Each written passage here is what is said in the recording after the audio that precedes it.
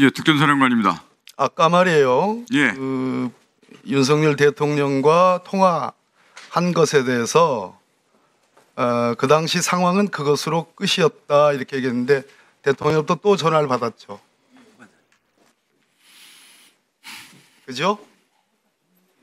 사령관님 전화를 받으셨죠?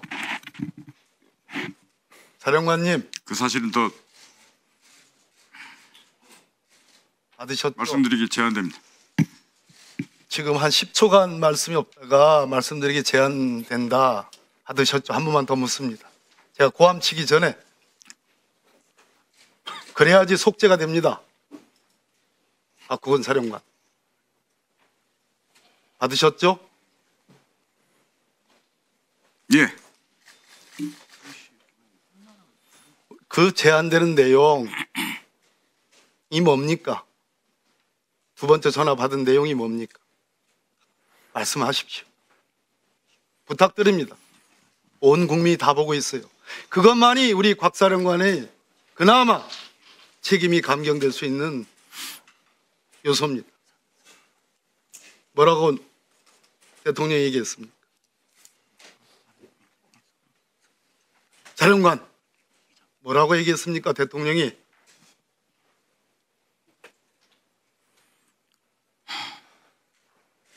말씀드리기 제한됩니다. 사령관 한 번만 더 부탁합니다.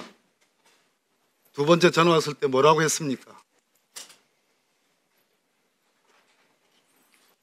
말씀드리기 제한됩니다.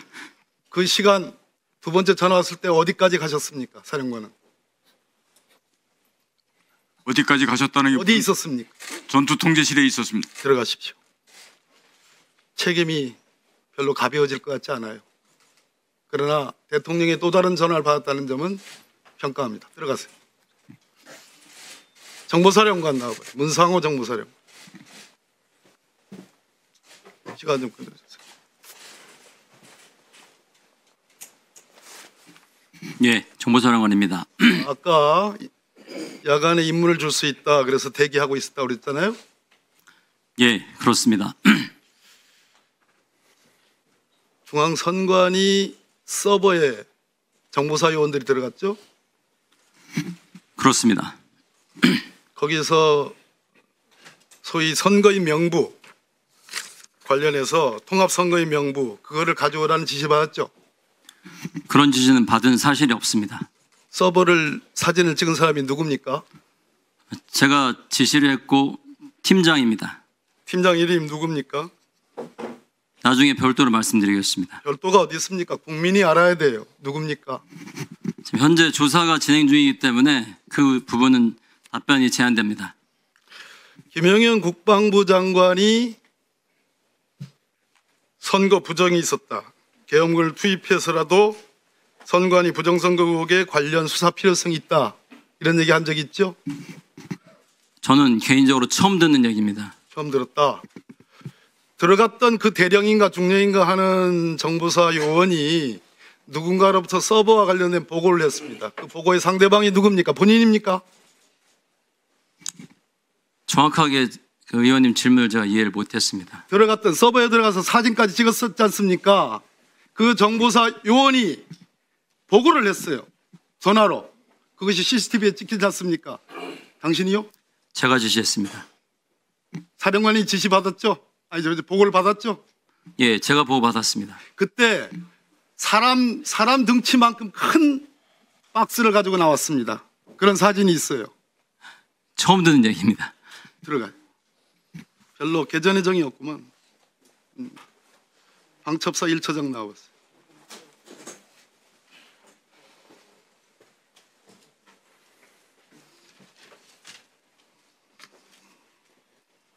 예. 1처장 날 봐요. 예. 대통령이 부정선거 의혹에 대해서 관심을 갖고 있다는 건 알고 있죠? 그거는 모릅니다. 몰라. 예. 지금 아까 합수본부 이런 얘기를 했죠? 그렇습니다. 합수본부가 구성이 됐습니까? 구성되지 않았습니다. 안 왔죠? 네. 계엄사령부 직전령에 의하면 합수본부를 둘 수 있다. 비상경이 발동되면. 그리고 대통령이나 장관이 계엄사령관의 추천을 받아서 합수본부장을 임명할 수 있다. 알고 계시죠? 알고 있습니다.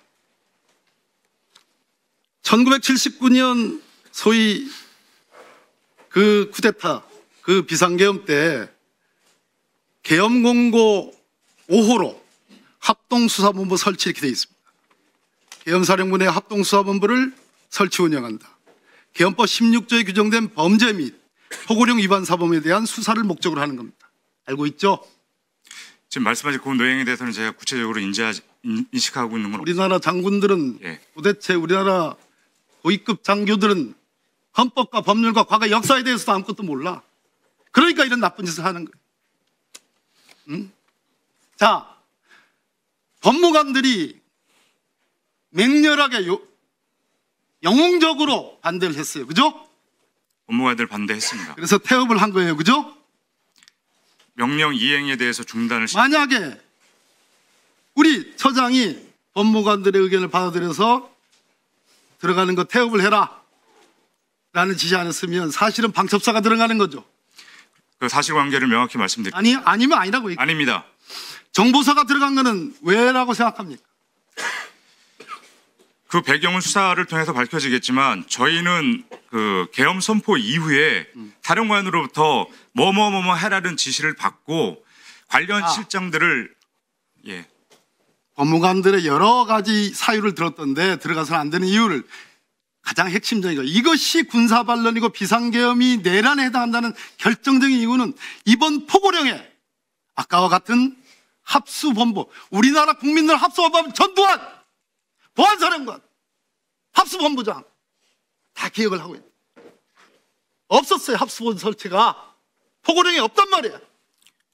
그래서 들어가는 신용만 내도 내란 공동정범이라 이 말이에요. 알겠어요? 의원님 말씀하시는 충분히 이해하고 있습니다. 명령을 하달할 때 소집됐던 팀장들 포함해 대통령의 지시에 의해서 들어가라는 보도 보셨습니까? 제가 지시한 겁니다. 사령관의 여인영 사령관이 대통령 지시를 받아서 여인영 사령관이 지시하고 그래서 들어가라. 맞죠? 그때 명령 하달을 지금 말씀드립니까? 제가 여인영 사령관에게 지시를 받았던 사항들은 23시 계엄 포고령 1호가 발동이 되고 그 이후에 굉장히 어수선한 상황이었습니다. 중간중간에 전산팀을 꾸려라. 그리고 인원 나갈 때 장비는 어떻게 된다. 그리고 수없이 많은 전화를 받습니다. 사령관께서. 저 역시 임무 수행을 위해서 임무 편성을 어떻게 해야 될지 고민을 합니다. 밑에 편성된 팀장들도 제 임의로 편성을 했습니다. 왜냐하면 중앙선관위 등 전산센터에 이동하는 인원들이기 때문에 IT에 대한 지식이 있는 인원들이 구성이 되어야 됩니다. 그래서 정보보호단장, 과학수사센터장, 사이버보안실장, 그리고 군사보안실장 등 대령급을 팀장으로 소집을 합니다. 대령급으로 팀장한 이유는 혹시라도 모를 불법적인 요소에 대해서 그래도 군 생활을 많이 했던 우리 부대 대령급이라면 충분히 현장 상황을 통제할 수 있다고 생각을 했습니다. 그 인원들이 1처장실에 도착한 시간은 23시 3, 40분경입니다. 포고령 발표 나고 나서 그때 대통령 제가 이렇게 지시를 합니다. 첫째, 사령관님께서 대통령님, 장관님으로부터 적법하게 지시받은 사안이다. 둘째, 1처장은 우리 부대원 보호 및 조직 보호가 최우선으로 적법한 절차를 절대 준수해라. 절대 통제 없이 행동하지 마라. 3번, 포고령 2번 항목, 가짜뉴스, 여론조작, 허위선동을 금한다 등 위반 가능성에 대비한 것이다. 4번, 임무는 중앙선관위 등 사개소 현장 위치, 음영, 상황 변화 시 서버실 출입 통제 등 서버실 확보 대기, 과천, 관악, 중앙선관위, 수원, 연수원 등입니다. 위치는 어디입니까? 라는 팀장들의 질의가 있었습니다. 인터넷을 찾아봐라. 나도 현장 상황을 확인해야 된다. 여기까지입니다. 다섯 번째, 4개 팀으로 구성한다. 투입 인원 편성, 부대원들의 소집되는 대로 출동을 준비한다. 수사관이 포함되지 않으면 현재 상태는 합수단의 개소 여부가 명확하지 않기 때문에 전 4개 팀의 특사경의 수사관을 편성해라. 수사관이 없으면 우리 행동 자체가 불법으로 될 수가 있다. 그래서 편성은 수사관 5명, 기술을 하는 기술지원팀 10명, 그리고 거기 인원들의 이동간에 필요한 안전대응팀 10명, 각 팀별 약 25명씩 4개 팀을 편성을 하라고 지시를 했습니다. 지시를 하면서 반드시 건물 투입 전에 경찰에 의한 안전 확보가 최우선이다. 해당 시설 근접에 도착 시 임무 수행은 반드시 1처장의 통제를 받아라 라고 한번 다시 얘기를 하고, 해당 시설 진입 시 음영, 필요시 체증 등 접법 절차를 준수를 재강조하고 답변을 중지해 주시고요. 예, 그 지시사항들을 정리가 다 되어 있지요. 그때 구두로 제가 자필로 정리를 했습니다. 그러면 그걸 정리를 해서 박범계 의원님한테 제출을 해드리세요. 그리고 그 이외의 상황은 팀장들은 임무 편성을 하기 위해서 내려갑니다.